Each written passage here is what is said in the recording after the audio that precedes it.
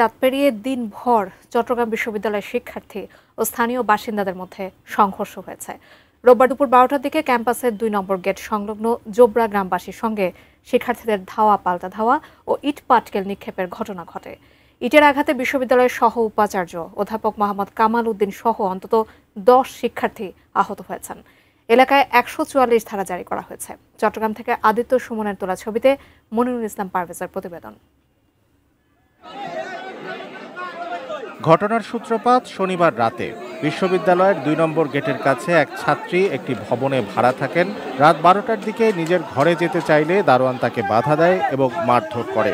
এ ঘটনা জানার পর বিশ্ববিদ্যালয়ের শিক্ষার্থীরা সেখানে ছুটে গেলে স্থানীয় লোকজন তাদের লক্ষ্য করে ইট পাটকেল ছোড়ে। ঘটে সংঘর্ষ ও ধাওয়া পাল্টা ধাওয়ার ঘটনা। তার রেশ ধরে রোববার বেলা 11:30টার দিকে আবারও মুখোমুখি অবস্থান নেন কয়েকশো শিক্ষার্থী এবং এলাকাবাসী। উত্তপ্ত হয়ে ওঠে পরিবেশ।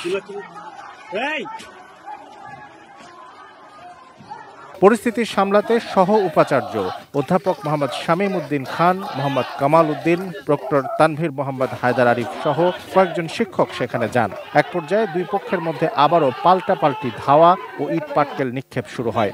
ইটের আঘাতে বিশ্ববিদ্যালয়ের সহ উপাচার্য অধ্যাপক মোহাম্মদ কামাল উদ্দিন সহ অন্তত 35 শিক্ষার্থী রক্তাক্ত হন। আমাদের সকল শিক্ষককে মারছে, আমার সকল ছাত্রদেরকে মারছে, কন্টিনিউ মারতেছে, এখনো মারতেছে। আমরা মেডিকেলে জায়গা দিতে পারতেছি না। সিটাক মেডিকেলে আমরা 3টে গাড়ি বানাইছি, এখানে আমাদের 400-500 ছাত্র।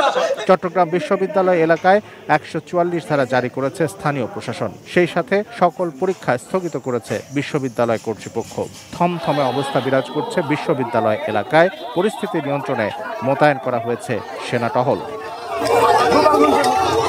Shamsul Arefin, desk report, ATN news.